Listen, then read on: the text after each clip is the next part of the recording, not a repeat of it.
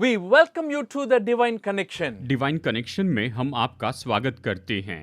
Thank you for being our guest this time, and I hope that what we share today will be a great blessing to you from God's Word. आज हमारे साथ जुड़ने के लिए धन्यवाद और हम आशा करते हैं कि आज आपको जो हम बताने वाले हैं ये परमेश्वर के वचन से आपके लिए बहुत ही मददगार रहेगा। If you remember, our program is titled The Divine Connection. आपको याद होगा हमारे प्रोग्राम का नाम है divine connection, And it is so vital because He, that is the God who created us, is powerful and all knowledgeable about us so that He can lead us, guide us, and if we are connected to Him, your life will become better. और ये तो बहुत ही व्यवहारिक है क्योंकि जिस परमेश्वर ने हमें बनाया वो तो सामर्थी है और वो हमारे बारे में सब कुछ जानते हैं कि वो हमारी अगुवाई कर सके, हमारा मार्गदर्शन कर सके, और अगर हम उसके साथ में जुड़े होते हैं तो आपका जीवन बेहतर होगा। Last week, because of our Independence Day, we spoke about the freedom that Jesus Christ can offer to us. पिछले हफ्ते स्वतंत्रता दिन था, इसलिए हमने चर्चा की कि यीशु हमें कौन सी आजादी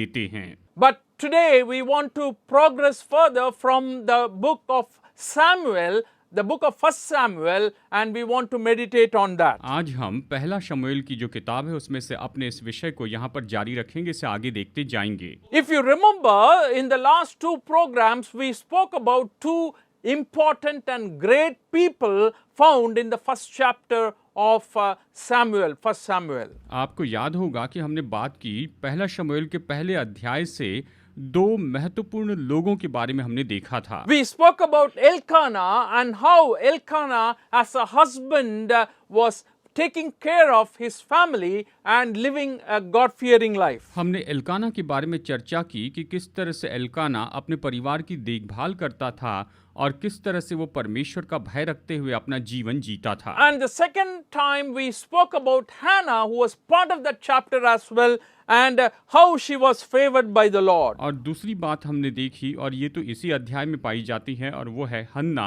कि कैसे परमेश्वर ने हन्ना के जीवन के ऊपर अपनी कृपा उंडेली। And today we want to talk about a young man who is so famous in the Bible, Samuel, and he is found in the second chapter with a little more deliberation and more information. आज हम एक छोटे लड़के शमूएल के बारे में देखेंगे जिसके बारे में हम अध्याय 2 में यहाँ पर थोड़े विवरण के साथ देखते हैं। And the young boy Samuel was growing up in the temple. और ये जो छोटा बच्चा शमूएल था वो तो परमेश्वर के भवन में बढ़ रहा था। And I want to begin this program by emphasizing the importance of seeking God, the importance of knowing and growing in God when you are young.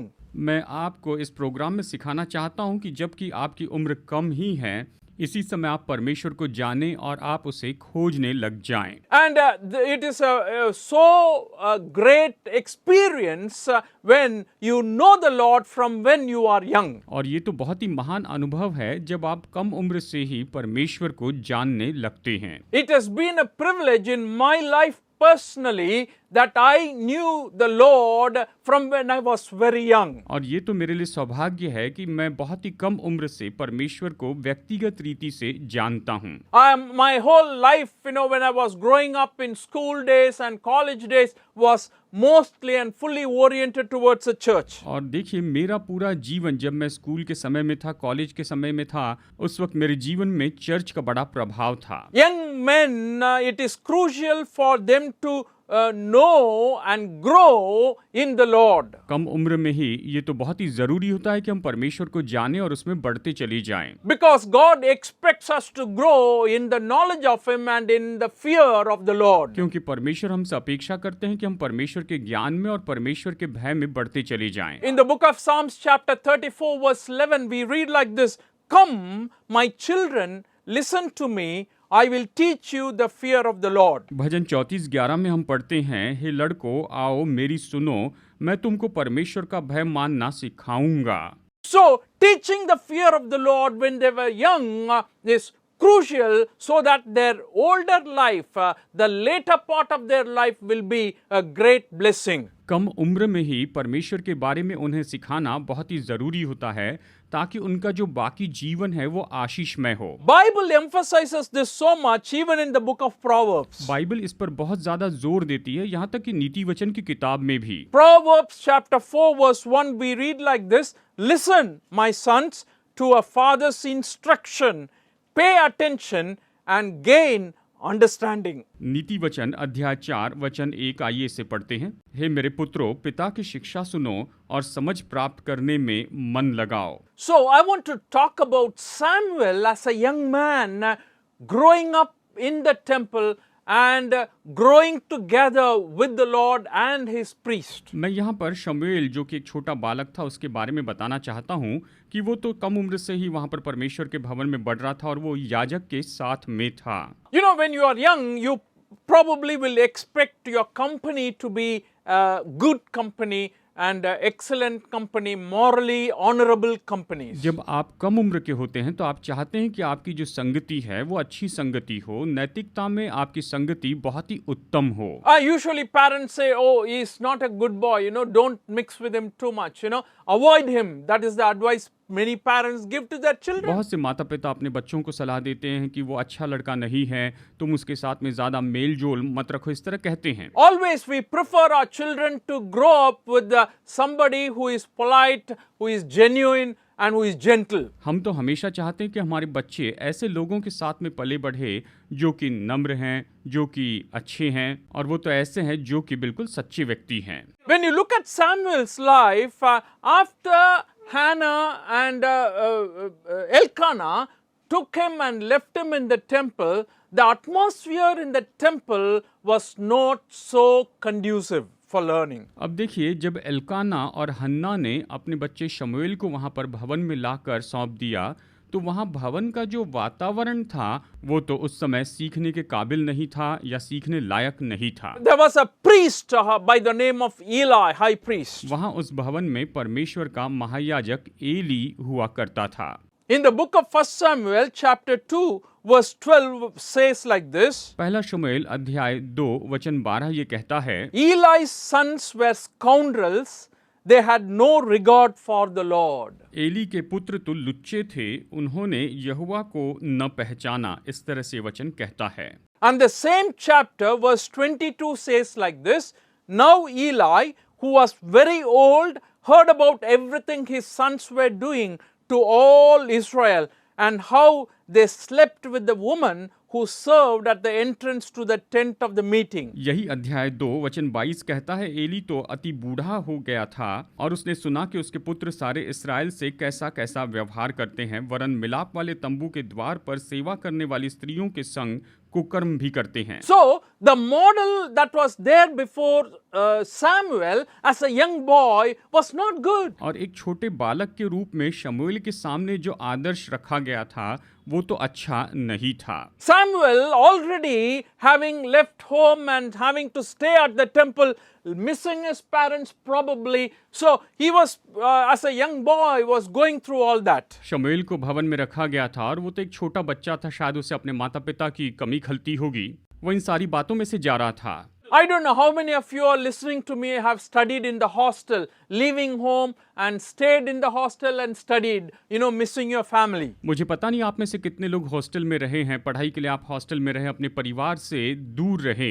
Maybe you have studied somewhere else, staying in one of your relatives' home and studying. या फिर हो सकता है कि आप अपने किसी रिश्तेदार के घर में रहकर पढ़ाई कर रहे होंगे। I am sure you can identify the condition of Samuel at that time. मैं निश्चय जानता हूँ उस समय शमूएल की दशा को आप समझ सकते हैं। He was there in the temple वो तो वहाँ भवन में था because his mother made a vow that she will leave him in the temple. क्योंकि उसकी माँ ने ये मन्नत मानी थी कि वो तो उसे भवन में दे देगी और वो भवन में ही रहेगा, That he will serve the Lord. और वो वहाँ पर रहकर परमेश्वर की सेवा करेगा। So that is the reason Samuel was left in the temple. और इसी कारण से शमूएल को वहाँ पर भवन में छोड़ दिया गया। But what we read about Samuel is interesting, important to note there. लेकिन हम शमूएल के बारे में जो पढ़ते हैं ये तो महत्वपूर्ण है और ये बहुत ही दिलचस्प है। He was serving the Lord. वो तो वहाँ पर भवन में रहते हुए परमेश्वर की सेवा कर रहा था।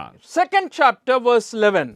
दूसरा अध्याय वचन 11 में देखिए, Then Elkanah went home to Ramah, but the boy ministered before the Lord under Eli the priest. पहला शमूएल अध्याय 2 वचन 11 आइए पढ़ते हैं। तब एल्काना रामा को अपने घर चला गया और वो बालक एली याजक के सामने यहोवा की सेवा टहल करने लगा। Interesting to note that Samuel was ministering to the Lord under the priest Eli. यहाँ पर इस बात पर गौर करना बहुत ही दिलचस्प है कि शमूएल वहाँ पर एली याजक के साथ मिलकर परमेश्वर की सेवा कर रहा था। When you come to 18th verse in the same chapter, जब आप इसी अध्याय के वचन 18 में आते हैं, but Samuel was ministering before the Lord, a boy wearing a linen ephod. परंतु शमूएल जो बालक था सनी का एपोद पहने हुए यहोवा के सामने सेवा टहल किया करता था। My dear friends, the context is so different, but Samuel somehow grooved himself to be serving the Lord in the temple before Eli. यहाँ पर दोस्तों ये संदर्भ तो बहुत ही अलग है, लेकिन शमूएल एली के सामने वहाँ पर परमेश्वर की सेवा के लिए अपने आप में बढ़ता चला गया। And I already explained to you about the situation there. और मैंने आपको वहाँ की परिस्थिति के बारे में पहले ही बताया है। Two sons of Eli were not setting good example. Eli के दोनों पुत्र वहाँ पर अच्छा आदर्श नहीं रख रहे थे। Probably they had other influences as well. शायद हो सकता है कि वो दूसरे लोगों पर भी प्रभाव डालते होंगे। There may be other group of people who are following Eli's sons. और लोगों का ऐसे भी समूह होगा जो एली के पुत्रों के पीछे चलते होंगे। But Samuel chose to be serving the Lord, ministering to the Lord in the temple. लेकिन शमूएल ने यहाँ पर चुना कि वो परमेश्वर की सेवा करेगा, भवन में रहते हुए परमेश्वर की सेवा करेगा। My dear friends, serving the Lord at a very young age is a great privilege. मेरे प्यारे दोस्तों, बहुत ही कम उम्र में परमेश्वर की सेवा करना, इसके बारे में तो मैं बस इतना ही कहूंगा कि ये एक बहुत बड़ा सौभाग्य है। Those people who serve like that are probably trained well in their homes. और जो लोग इस तरह से सेवा करते हैं शायद वो अपने घर में बहुत ही अच्छी तरह से ट्रेंड किए जाते हैं। Serving their family, serving their father and mother. वो अपने परिवार की सेवा करते हैं, वो अपने माता पिता की सेवा करते हैं, Serving their king. अपने राजा की सेवा करते हैं, Serving their Lord. अपने प्रभु की सेवा करते हैं। So everything is there, but the final one is not easy. It's a very difficult thing, serving the Lord. सब कुछ यहाँ पर तो था, लेकिन जो अंतिम बात थी वो ये थी कि परमेश्वर की सेवा करना आसान नहीं था। And when you read the Bible in the book of Hebrews chapter 3 verses 5 to 6, we read about a man who was called a faithful servant. अगर आप इब्रानियों अध्याय 3 वचन 5 और 6 पढ़े तो आप यहाँ पर विश्वास योग्य दास के रूप में इस व्यक्ति को देखते हैं। We read about Moses in this passage. इस वचन भाग में हम मूसा के बारे में पढ़ते हैं। It mentions his name, saying Moses was faithful as a servant in all God's house, bearing witness to what would be spoken by God in the future. But Christ is faithful as the son over God's house, and we are his house. And if indeed we hold firmly to our confidence and the hope in which we glory. मूसा तो परमेश्वर के सारे घराने में सेवक के समान विश्वास योग्य रहा कि जिन बातों का वर्णन होने वाला था उनकी गवाही दे। So Moses was a faithful servant in the house of Lord. तो मूसा परमेश्वर के घर में विश्वास योग्य सेवक था। My dear friends, as you are young, if you are a young person, being trained to serve with the Lord or in the Lord is very, very important. मेरे प्यारे दोस्तों, अगर आप बहुत ही कम उम्र के हैं तो परमेश्वर की सेवा करने के लिए ट्रेंड होना तो बहुत ही महत्वपूर्ण है। Teaching our children or young people to serve is very crucial. अपने बच्चों को, छोटे बच्चों को प्रभु की सेवा करना सिखाना ये तो बहुत बहुत महत्वपूर्ण होता है। Many people say that I will serve the Lord, but I will not serve people. बहुत से लोग ये कहते हैं कि हाँ मैं परमेश्वर की सेवा करूंगा लेकिन मैं लोगों की सेवा नहीं करूंगा। But Bible doesn't make a big distinction about that. लेकिन बाइबल इसके बारे में कोई बड़ा फर्क नहीं बताती है।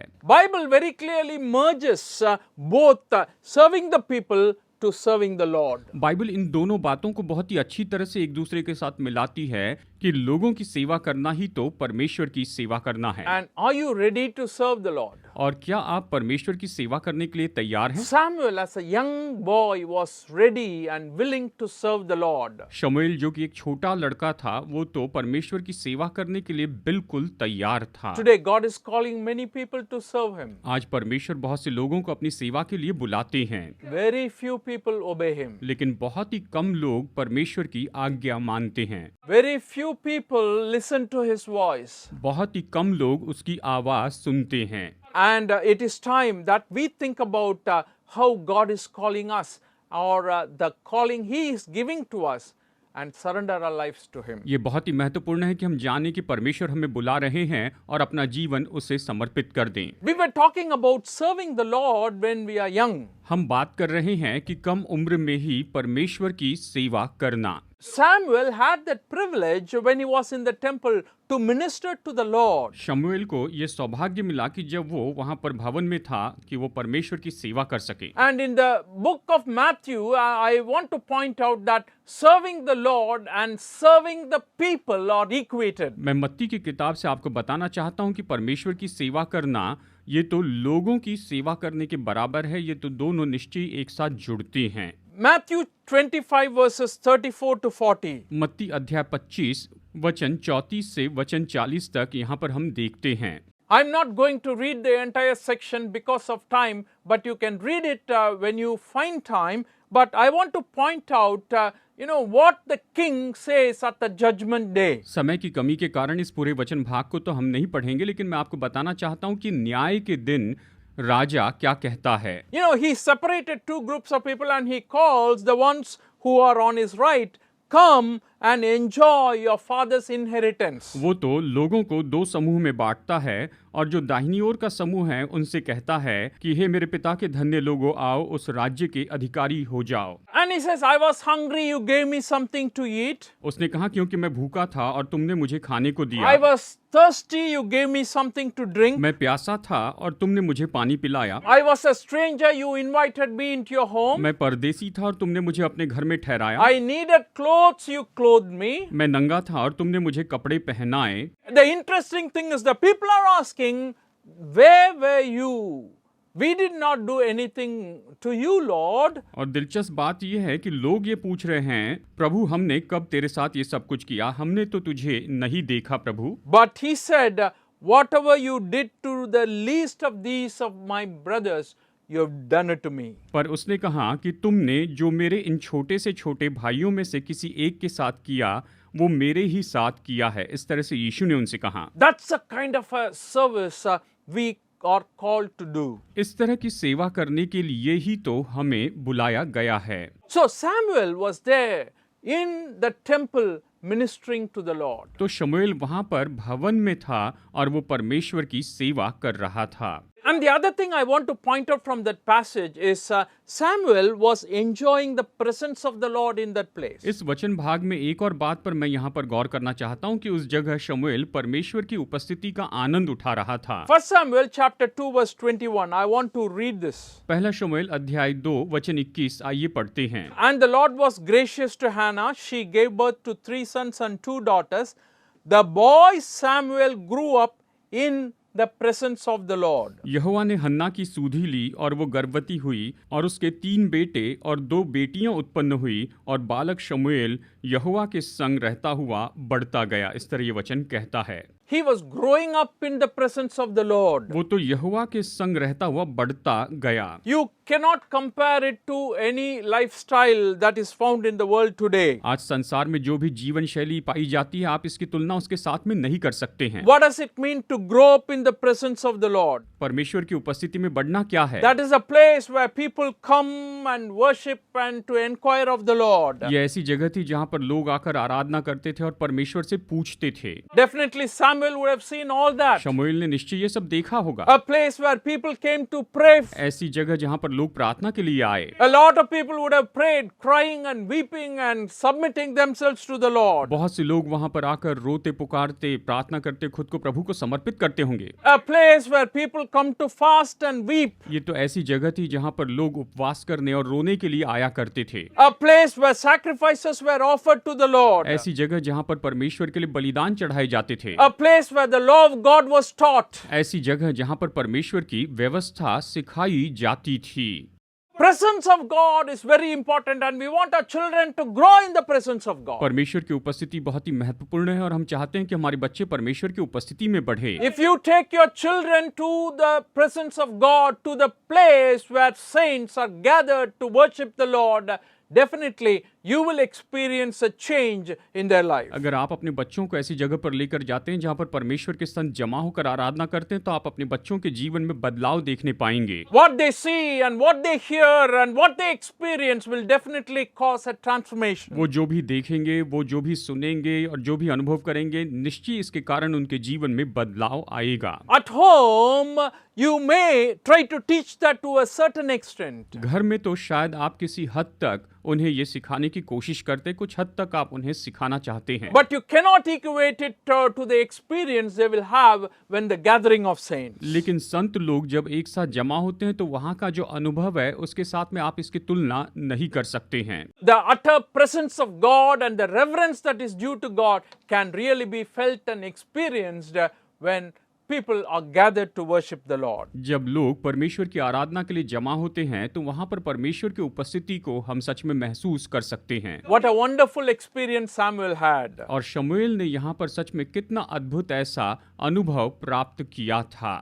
And the book of Samuel, 1 Samuel chapter 2 verse 26, I want to read it. पहला शमूएल अध्याय 2 वचन 26 यहाँ पर पढ़ना चाहता हूँ। And very important message is coming out from this verse. इस वचन से एक महत्वपूर्ण संदेश आता है। And the boy Samuel continued to grow in stature and in favor with the Lord and with people. पहला शमूएल 2:26 आइए पढ़ते हैं।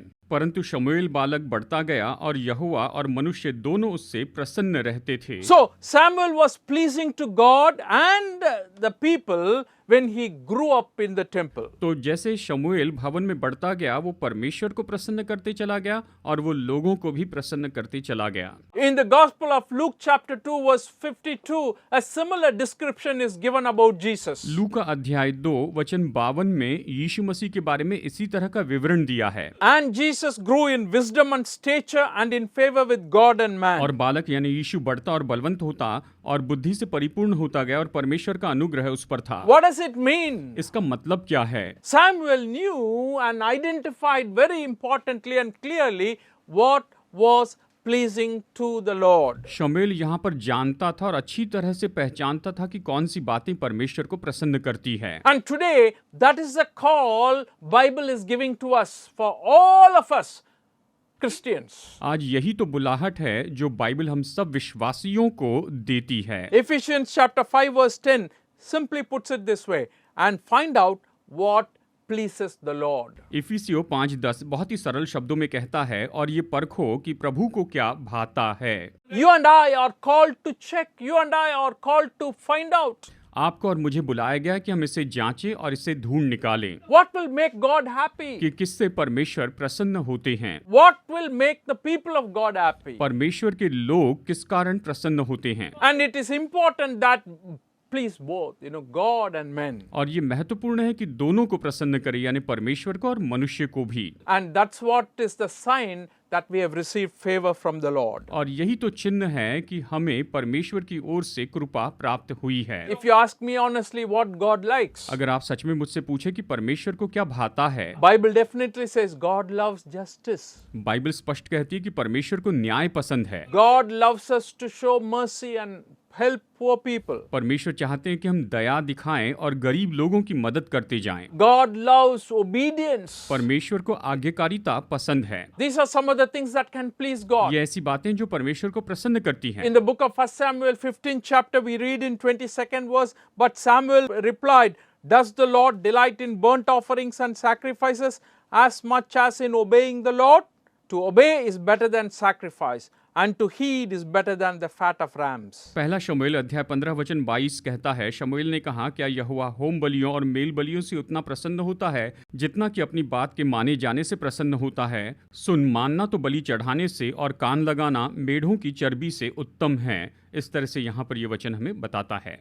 It is a challenge for us today as we read God's word, as we observe what is happening in the world, to do and find out what actually pleases the Lord. ये तो सच में हमारे लिए चुनौती है। जैसे कि आज हम परमेश्वर के वचन को पढ़ते हैं तो हम इस बात को खोज निकालें कि ऐसी कौन सी बात है जिससे परमेश्वर प्रसन्न होते हैं। And Samuel was pleasing God. He was pleasing people, men. शमूएल जो है वो तो परमेश्वर को प्रसन्न कर रहा था और शमूएल मनुष्यों को भी प्रसन्न कर रहा था। I want to conclude by saying there is one thing that you can really please God with, as Scripture very pointedly reveals. मैं आपको बताना चाहता हूँ एक ऐसी बात है जिससे आप परमेश्वर को प्रसन्न कर सकते हैं और वचन इसके बारे में बहुत ही स्पष्ट बताता है। In the book of Hebrews chapter 11 verse 6. इब्रानियों की पत्री अध्याय 11 वचन 6 में, And without faith it is impossible to please God, because anyone who comes to him must believe that he exists and that he rewards those who earnestly seek him. इब्रानियों अध्याय 11 वचन 6 स्पष्ट कहता है, और विश्वास बिना उसे प्रसन्न करना अनहोना है, क्योंकि परमेश्वर के पास आने वाले को विश्वास करना चाहिए कि वो है और अपने खोजने वालों को प्रतिफल देता है। इस तरह ये वचन कहता है। Yeah, that's the kind of God we have. What pleases him? Faith, trust in him. हमारे परमेश्वर ऐसे ही है। कौन सी बात से वो प्रसन्न होते हैं? कि हम उस पर विश्वास रखें, उस पर भरोसा रखें। And I want to tell you, as a young man, Samuel, he grew up in the presence of the Lord. He grew up in the temple of the Lord when he was very young, and he was pleasing God, ministering to the Lord in spite of the challenges and the situations that was around him. मैं आपको बताना चाहता हूं कि शमूएल जो कि बालक ही था, वो तो वहां पर भवन में प्रभु की उपस्थिति में बढ़ता गया। उसके आसपास जितनी भी चुनौतियां थी, उन सब के बावजूद वो परमेश्वर में बढ़ता चला गया। He was obedient to God.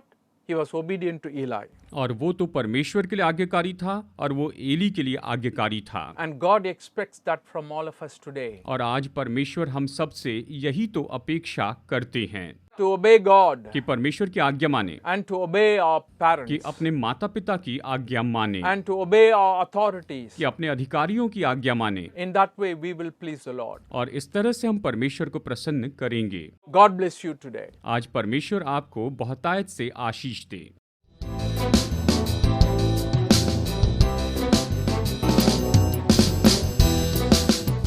Study the Word of God in a private and personal way through our online study website. Contact number